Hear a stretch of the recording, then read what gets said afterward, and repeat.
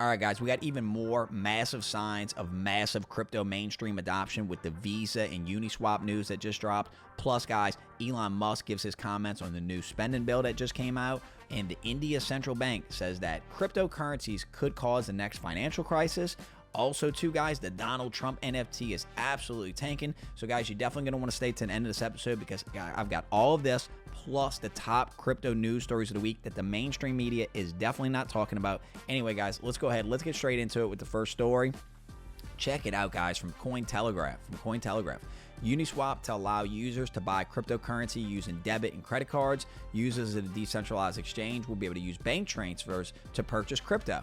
Let's go over to Uniswap's Twitter, guys. This is what they said. Go direct to DeFi. Starting today, you can now purchase crypto on the Uniswap web app using a credit/debit card or bank transfer at the best rates in Web3 thanks to our partnership with MoonPay. So, guys, this is absolutely huge. If you're not familiar with who Uniswap is, it's the largest decentralized exchange in the world. Essentially, what they're doing is allowing us to cut out the middleman. The middleman would be, the Coinbases, the FTX, decentralized exchanges, and go directly to DeFi, go directly to decentralized exchange. Doesn't that sound very bullish for you guys? The ability to say, hey, we don't need Sam Bankman-Fried. We don't need FTX. We can go. And guys, I'm not, this isn't financial advice. I'm not saying to go buy Uniswap. I don't know everything about it, but I do believe my worldview is that the future is decentralized and that in the future, we won't have to worry about these Sam Bankman-Frieds and these bad actors because everything's going to be a decentralized protocol from your banking to your social media. Every app you use, it's not going to be controlled by centralized entities and bad actors. It's going to be controlled by codes and algorithms. So let's get to the next story, guys. Super bullish news. Check this out, guys. Visa proposes automatic payments using Ethereum Layer 2 system StarkNet. Visa said self-custodial wallets could use a unique account abstraction method to set up automatic reoccurring payments on StarkNet, as existing smart contracts do not currently support such steps. All right, guys, so if you don't know what that means, let me just break it down to you. Visa, one of the largest financial companies in the world, publicly traded company that, a financial legacy company, is adopting Web3 technology, guys. Guys, I told you, they're not going to miss out on this. They're not going to miss out. They know the future is the blockchain. They know Web3 is the future.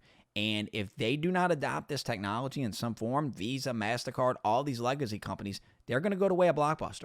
So they're telling you guys, so don't worry about what the price of Bitcoin or Ethereum is right now, guys. Look at what the big players are doing. They're all adopting this technology behind the scenes. So anyway, guys, so this is super bullish. These two stories, guys, probably two of the most bullish stories for crypto long-term that I've run across in a while.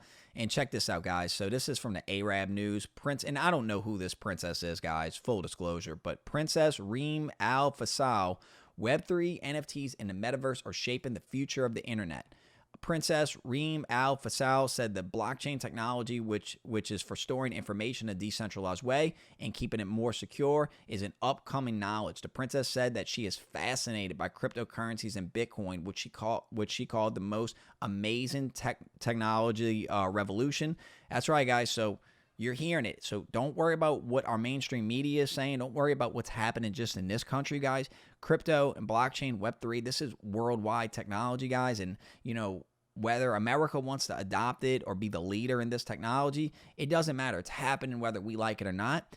And I'd hate to see the United States get left behind in adopting this technology because the countries and the businesses or whoever adopts this technology and really embraces it first, that's going to be who the economic superpowers are. So as you can see, guys, this princess, I'm gonna have to go look her up. I don't know anything about her. She realizes, and she's talking at this panel, and she's explaining to everybody. And if you're watching this channel, you probably know most of this, that this stuff is the future, and everything else that you're hearing is literally just static. Again, trying to scare you out of selling your assets, guys. They have to put FUD in because they don't want you having financial freedom, guys. They don't want you having it. So next story, guys, check this out. Ripple CEO says SEC chairman was caught flat-footed when FTX fraud came to light. So Brad Garlinghouse slams Gary Gensler over the FTX collapse.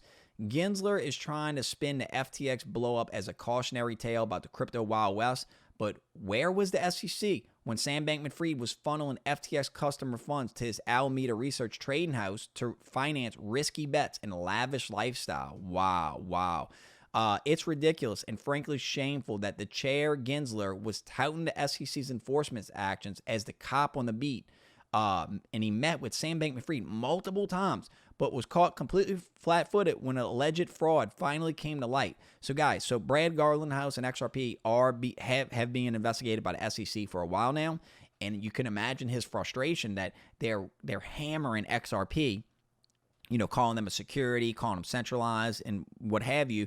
And, Gary Gensler and the SEC touting themselves as, protecting retail investors and top cops of crypto.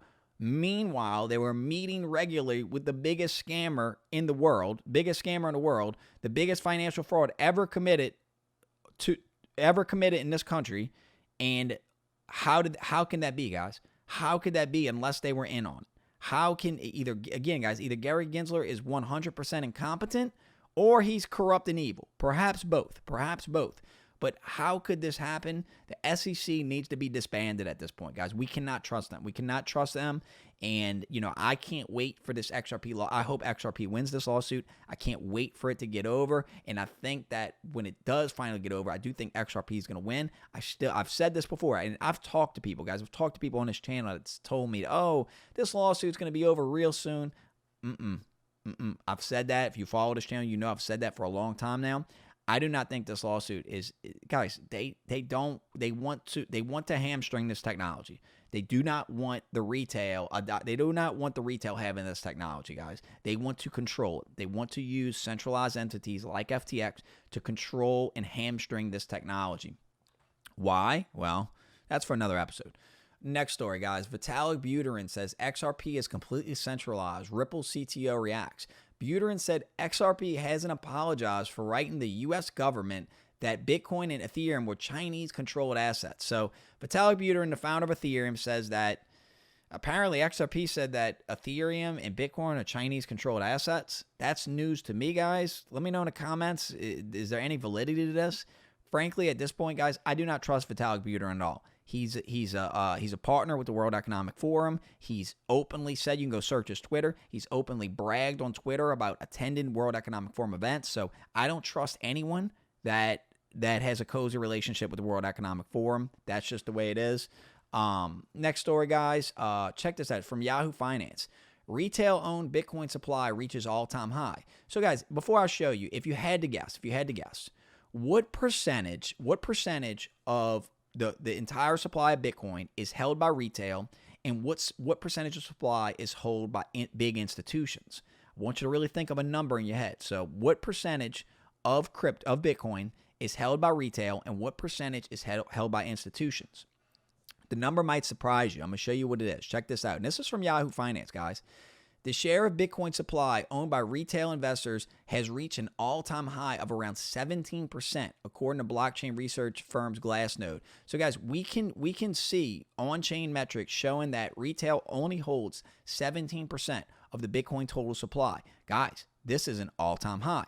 So remember what I've told you on this channel, that these markets are not moved by retail. Retail sentiment does not move it's a factor, but it does not move these markets, meaning that these markets are controlled by massive hedge funds, by massive institutional investors that they essentially choose which way they want the market to go.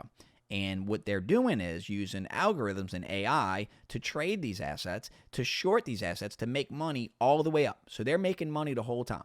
They're making money buying, selling, day trading, and they're making money off of the volatility of these assets. So they don't care. They don't care if Bitcoin hits an all-time high. Why do they care when they're making so much money off of shorting it, or they're making money off of day trading it? So again, this is something I've told you on this channel, that retail only holds 17%.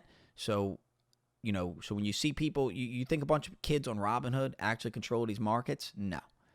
So these markets will only rebound when these big institutions decide it's time. Now, what is that catalyst? I don't know. Perhaps it's the Bitcoin halving. That's what I think it is. You got the presidential elections coming up. A lot of big catalysts. We're still, perhaps they're waiting for the Fed. The Fed said they're going to keep raising interest rates into 2024. Perhaps they're waiting for the Fed to pivot start lowering interest rates. Perhaps they're waiting for inflation to come down. I don't know what they're waiting on, guys, but I promise you, the largest institutions in the world are chomping at the bit to get into this, and they have capital on the sidelines waiting to deploy. Perhaps they're waiting for a bottom to get in, and they're going all in. Because again, I'm going to tell you this again. Do you think that BlackRock is going to buy the top? BlackRock has told you they're in. They're looking to acquire. BlackRock has told you that. They're waiting for it to bottom, and they know when it's going to bottom. They have a date set. These big institutions have buy orders already set through algorithms and AI. They have buy orders already set. So when Bitcoin hits, maybe it's 10,000, the buy orders are coming in, and it's going to slowly just kind of, and that'll be the next bull cycle. So I'll continue to cover it, though, guys. Check it out from Decrypt. Dogecoin down 11% after Twitter poll says Elon Musk should leave CEO post. So I wouldn't worry. If you're a Dogecoin holder, I wouldn't worry too much about this, because even if Elon Musk does step down as CEO, I can assure you that the future of Twitter will have some type of payment crypto integration system, and Dogecoin will be one of the cryptos chosen as a payment layer for Twitter. So I wouldn't worry too much about this. So, and perhaps maybe it's the time for me to make my big Dogecoin purchase. I'll let y'all know. I'll make a video if I do decide to do that. But again, I'm waiting for the bottom to get in. I might throw some gambling money at Dogecoin. We shall see. Check this out, guys. This is from Bloomberg. So for everybody that says that crypto's a scam, crypto's bad, look at us. Bloomberg. Wells Fargo to pay $3.7 billion for mistreating customers. Tally includes $1.7 billion fine, a record amount for CFBP. The bank expects a pre-tax operating loss in the fourth quarter. So Wells Fargo reached a $3.7 billion settlement with the federal regulators. So guys, whether it's overdraft fees, you know how much, guys, the central banks, you think crypto exchanges commit fraud. The central banks do it every day through fractional reserve banking. I mean, guys, look at overdraft fees. You realize they don't have to charge you overdraft fees. They charge you overdraft fees essentially because there's nothing you can do about it. What are you going to do? The banks act as, most central banks, they essentially just act as a monopoly, even though they're technically different companies. They're all working together. They all kind of offer the same stuff. So this shows you right here, and this is from Bloomberg, that the central banks are not our friends, guys. So we need to get away from the central banking system. We need to get away from the Federal Reserve. We need to audit and end the Federal Reserve. And that way, because essentially the Federal Reserve and their policies are hampering Americans, and they're causing a financial distress that's happening in this country. Now, check it out. This is from CNN. Wells Fargo ordered to pay $3.7 billion for illegal activity. So Elizabeth Warren, for unjust foreclosures on houses and vehicle repossessions. So the central banks are responsible for foreclosures on houses. Elizabeth Warren, when are you going to go after them? Why don't any of the politicians go after the central banks? Oh, that's because they fund their campaigns, guys. That's because they're their biggest campaign donors. They're not going to go after they're not going to go after their campaigners. Check this out, guys. Crypto news. 8 in 10 Russians say Bitcoin is the world's most reliable digital asset. I just thought this was sorry for the terrible Russian accent. I just thought it was an interesting article, guys, because we know the sanctions that are being levied by the West on Russia because of the war in Ukraine. And, what naturally is going to happen, Russia is not complying, so they're going to find workarounds to the sanctions, and crypto is the workaround. So that's why when you're seeing so much hatred from our central government, from our government into these crypto assets, it's because of stuff like this. It's like, whoa, hold on, we can't control something anymore. We don't want an asset to be used that we don't control. Your government wants full control over your life, guys. We need to break away. Bitcoin, to me, is one, it's the best hedge against inflation, but it is our life raft away from these authoritarian governments, guys, because look at the direction the world's going. It's getting more tyrannical, more authoritarian every single day. So what Bitcoin represents is freedom, is financial freedom, guys. Freedom over your money, unconfiscatable money. It's a beautiful thing, and we're seeing it. We're seeing adoption. Check this story out, guys. Charles Hoskinson slams Coinbase for ignoring Cardano in latest report. Pretty low and pretty sad. So Coinbase put out this, guys. It was the 2023 crypto market outlook. And what this was is for institutional investors. It was written by this guy, David Dong, a CFA. I think that's a certified financial analyst, head of institutional research. And they put out this, guys. This is for, their big institutions, so that they can know what's going on with crypto. I'm not going to read through the whole thing, guys, but I suggest going to give it a read because it's definitely got some interesting stuff. And essentially, again, they're preparing the big institutions to get ready to adopt this. So they put out this, guys, some of the big milestones in Bitcoin in 2022. ConocoPhillips announces a Bitcoin mining project. ExxonMobil announces a Bitcoin mining project. So massive companies are implementing this technology. Bitcoin's resilience amid major stress suggests its long-term success is not dependent on any centralized entity, either pumping or dumping. So what this is saying, guys, is that even with all these black swan events, with FTX, everything going on with inflation right now, Bitcoin is still here. It's not at zero. It may be down a lot from its all-time high, but it's not at zero. That what they're explaining to their institutional investors is that is bullish long-term, that this is a strong asset class. That's not too controversial to say, guys. So I suggest going to Coinbase and going to read through this. As an investor, this is really good knowledge. I read through most of it this morning. Most of the stuff is probably stuff you guys know already. But the big institutions, before they deploy those millions of dollars into these assets, they want to know everything. Check this out, guys. So Elon Musk put up a poll. Should Congress approve the $1.7 trillion omnibus spending bill? Overwhelmingly, people voted no. So Elon said, I'm in favor of a small spending bill to keep things running, but common sense suggests that it'd be the least amount required through the holidays. Railroading through a giant spending bill that almost no one has read is unlikely to be the best interest of the people. Absolutely, guys. So this spending bill, I read through some of the stuff that's in it, guys. I'm not going to go over it, but it is absolutely disgusting. And again, this is further proof of why we need Bitcoin. Because through Bitcoin, this won't happen because they won't be able to just print massive amounts of money for these crazy draconian spending bills that you, as us, the American people, we have no control over. We're at the whim. We're at the whim of these crazy politicians. I mean, it's absolutely insanity. Go read through the bill yourself, and you go tell me if any of this stuff is needed when we just send how many billions to Ukraine? I mean, wouldn't that money sent to Ukraine be, I don't know, could solve the homelessness in this country? I know that's an extreme position, but apparently our leaders, they want a war with Russia. They want a war with nuclear superpower Russia. That there's no other way to put it. The mainstream media, they want war. They want war. What else can you say? War is good business for them. War is good business for them. So anti-war on this channel, guys. Check this out from Yahoo Finance. Crypto could cause the next financial crisis. India's central bank chief says. So, India's central bank governor warned Wednesday that cryptocurrency markets risk causing the next global financial crisis, saying that the recent collapse of FTS was proof that the sector's inherent risk.